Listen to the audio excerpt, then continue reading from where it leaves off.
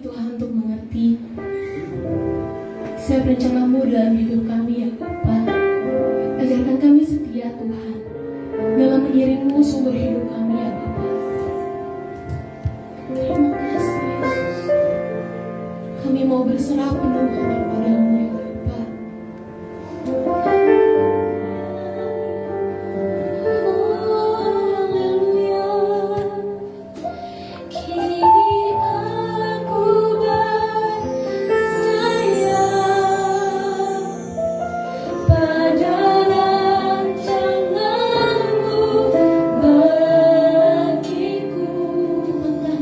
Kuasamu, ku akan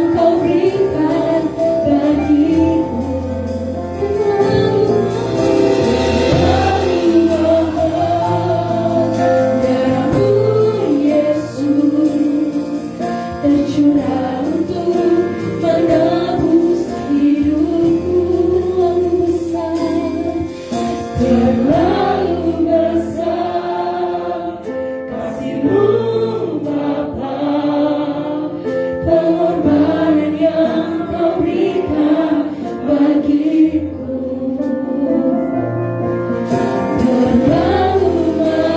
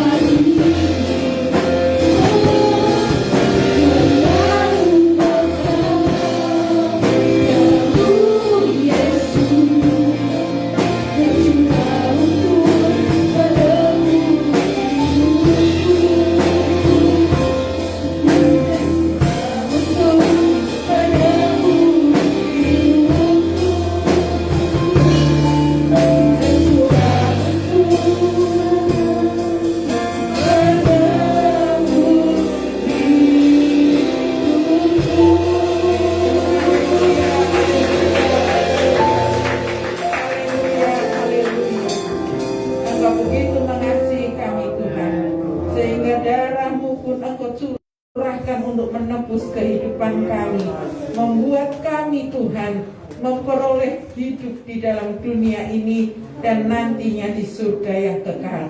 Terima kasih buat pengorbanan-Mu yang ada. Tiba saatnya Tuhan, kami mau persiapkan hati kami mendengar kebenaran firman-Mu. Mari Tuhan, berfirmanlah kepada kami. Kami mau siapkan hati kami yang paling baik untuk ditaburi kebenaran firman-Mu, biar benih firman-Mu bertumbuh dan berbuah-buah di dalam kehidupan kami. Kami mengucap syukur dalam nama Tuhan Yesus. Haleluya. Amin. Amin. Puji Tuhan. Silakan duduk. Bapak Ibu yang diberkati Tuhan, malam ini saya bersyukur, mengucap syukur kepada Tuhan. Karena kemurahan Tuhan, saya boleh menyampaikan kebenaran firman Tuhan yang ada, ya. Biarpun kalau dibilang background saya tidak ada, gitu ya. Tetapi saya mengasihi Tuhan dan saya mau belajar sebagai seorang murid untuk belajar akan kebenaran firman Tuhan yang ada. Dan Bapak Gembala mempercayakan firman Tuhan ini di dalam kehidupan saya secara pribadi. Mari jangan melihat siapa saya, tetapi kita melihat kebenaran firman Tuhan yang ada. Amin. Firman Tuhan malam ini saya beri judul yaitu menikmati hidup. Banyak daripada kita yang ada, kita bekerja, kita berusaha, kita bersekolah. Karena apa? Karena kita mengingini kita bisa menikmati yang namanya hidup itu. Benar? Ya? Kita kepingin menikmati hidup itu indah. Kita pengen menikmati hidup itu sesuatu yang sangat luar biasa. Bahkan di dalam doa Bapa kami yang ada, terjadilah di bumi seperti di surga. Artinya apa? Kita mengingini bahwa kehidupan di dunia ini indah seperti kehidupan kita nanti di surga. Amin. Ini yang kita ingini di dalam kehidupan kita. Mari kita belajar sore hari ini tentang bagaimana supaya kita bisa menikmati hidup ini yang ada. Haleluya. Kita buka kebenaran firman Tuhan yang ada di dalam Kejadian 37 ayat 6 sampai ayat yang ke-11. Ya, saya ketinggalan HP sebenarnya. Kejadian 37 ayat 6 sampai ayat yang ke-11.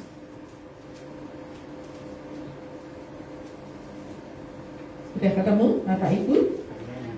Puji Tuhan. Kita baca ya sama-sama firman Tuhan ini. Nanti kaum Adam baca ayat yang ke-6, yang benar kaum Hawa baca yang ganjil yang ada. Sama-sama ya, baca firman Tuhan ini. 2, 3. Kepada mereka, coba dengarkan mimpi yang kumikat ini. Tampak kita sedang di ladang mengikat berkas-berkas gandum, lalu bangkitlah berkasku dan tegak berdiri. Kemudian bacalah berkas-berkas kamu sekalian mengelilingi dan sujud menyembah kepada berkasku itu. Lalu saudara-saudaranya berkata kepadanya, apakah engkau ingin menjadi raja atas kami? Apakah engkau ingin berkuasa atas kami? Jadi makin kecil mereka kepadanya karena intinya dan kata-kata ini. Lalu ia memberikan pula mimpi yang lain yang diceritakannya kepada saudara-saudaranya. Katanya, aku bermimpi pula, tampak matahari, bulan dan 11 bintang sujud menyembah kepadaku. Setelah hal ini diceritakannya kepada ayah dan saudara-saudaranya, maka ia ditegur oleh ayahnya. Mimpi apa mimpimu itu? Masa engkau dan ibumu serta saudara-saudaramu sujud menyembah kepadamu sampai kapan? Maka iri-hatilah saudara-saudaranya kepadanya, tetapi ayahnya menyimpan hal itu dalam hatinya. Amin. Ya. Kita melihat bahwa firman Tuhan di dalam Kejadian 37 ayat 6 sampai 11 itu tentang mimpi daripada Yusuf yang ada. Dia bermimpi ada 11 berkas dan bulan dan bintang itu tunduk kepada dia. Ya. Ini menggambarkan satu mimpi yang ke-11 saudaranya dan ayah ibunya itu akan datang sujud kepada dia. Itu arti mimpinya yang ada. Ketika Yusuf ini memimpikan hal ini dan dia mengutarakan mimpinya ini, maka saudaranya bahkan orang tuanya berkata, kamu ini kalau orang Janus bilang anak yang apa ya, omban ya, tidak ngerti diri, tidak tahu diri. Masa saudara-saudaramu sama orang tuamu itu tunduk kepada engkau, sujud kepada engkau. Nah, tapi Yusuf ini dia tidak menceritakan yang namanya kebohongan. Dia menceritakan adalah mimpi, satu visi, janji Tuhan yang dia terima lewat mimpinya yang ada. Ketika Yusuf mendapat mimpi itu, Yusuf berusia 17 tahun. Dan dia berusia 30 tahun ketika mimpi itu digenapi. Yaitu benar-benar apa yang ada di mimpi itu terjadi. 30 tahun. Artinya 13 tahun yang ada itu perjalanan dari mimpi sampai digenapi. Kemudian kenapa dalam 13 tahun ini apa yang dialami oleh Yusuf? Bapak Ibu Saudara sekalian yang diberkati Tuhan, Yusuf ini mengalami yang namanya tantangan atau pergumulan di dalam hidupnya selama 13 tahun. Ya. Nah, dalam kehidupan kita anak-anak Tuhan, tentunya kita mempunyai satu visi, tentunya kita mempunyai satu mimpi. Kita menerima janji Tuhan yang besar di dalam kehidupan kita. Amin. Siapa di sini yang tidak meyakini janji Tuhan yang besar dalam hidupmu? Nggak ada ya?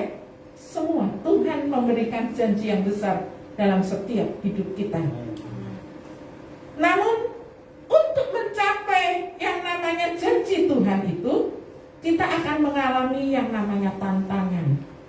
Kita akan mengalami yang namanya halangan dalam hidup ini.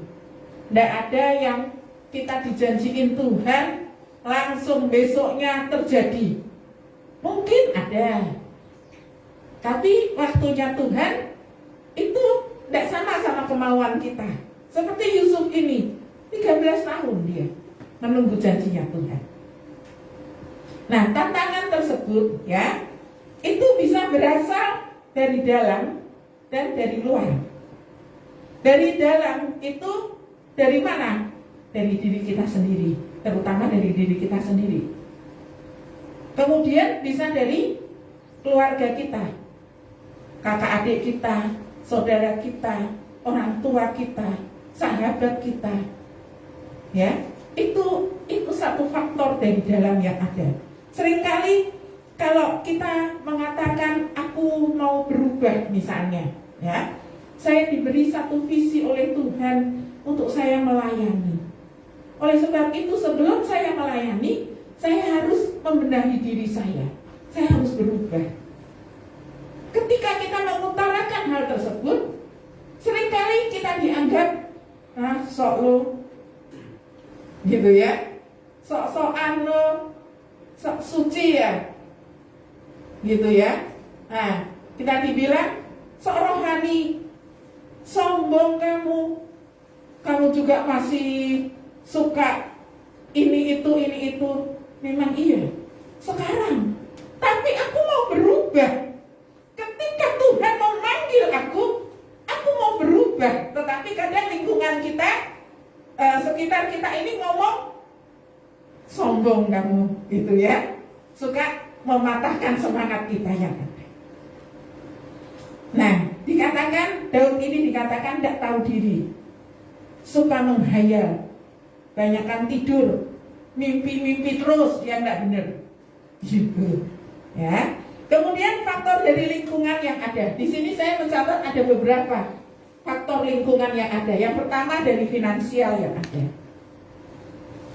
Dari segi finansial kadang-kadang kita ini menghalangi mimpi atau visi yang Tuhan berikan di dalam kehidupan kita. Ya, tadi pagi saya beri contoh, kalau misalnya kita dari anak keluarga yang sederhana, kemudian kita mimpi kita bisa sekolah jadi dokter yang biayanya gede lah, gitu ya. Terus dibilang menghayal kamu mau biaya dari mana, mau jadi dokter, keuangan tidak ada, mau dari mana, gitu ya. Dia menghalangi dari segi finansial ini. Demikian juga ini yang dialami Yusuf secara tidak langsung. Ketika dia dibuang oleh kakaknya ke dalam sumur, kakaknya bilang, oh tidak dapat apa-apa kalau cuma buang dia ke sumur, dijual ya, lumayan menghasilkan uang, bisa buat jajan-jajan lah, begitu kan, daripada tidak menghasilkan. Jadi dari segi finansial itu mempengaruhi sampai Yusuf itu dijual menjadi budak. Kemudian Yusuf ini sebenarnya dihargai karena waktu dia tinggal di Potifar itu dia menghasilkan. Kejadian 39 ayat 3 dan 4. Itu dikatakan karena Tuhan mengasihi Yusuf sehingga apapun yang dikerjakan oleh Yusuf dibuatnya berhasil. Amin. Dan dia memperoleh kasih daripada Potifar yang ada, sehingga dia dipercaya, seisi rumahnya dipercayakan kepada dia. Terus bagaimana kalau misalnya kita belum menghasilkan, istilahnya kita belum buat orang lain tuh belum bisa ya membantu atau apa gitu ya, bagaimana? Kita mungkin tidak dianggap. Ini seringkali yang ada dalam lingkungan kita. Dalam Kejadian 39 ayat yang ke-10, ini tantangan dosa yang ada. Ya, tantangan dosa yang ada, yaitu Yusuf digoda oleh istrinya Potifar yang ada. Tantangan dosa ini macamnya banyak sekali dalam kehidupan kita sehari-hari. Kalau saat-saat ini dosa yang banyak itu dosa yang kayaknya disodorkannya secara umum itu dosa yang ada di internet. Ya, hati-hati. Ya, kalau sudah mojok, terus senyum, terus apa? Nah, lihat apa itu? Ya, itu terbuka sekali. Bahkan kalau Bapak Gembala bilang, kalau kita tidak beribadah itu dosa. Betul ya Pak ya? Karena apa? Karena kalau kita tidak beribadah, artinya kita sombong. Kita menganggap diri kita kuat. Kita tidak mau melihat, mengandalkan Tuhan, tidak mau mengucap syukur kepada Tuhan. Itu adalah dosa. Dan Daud itu Yusuf difitnah, dipenjara dan dilupakan.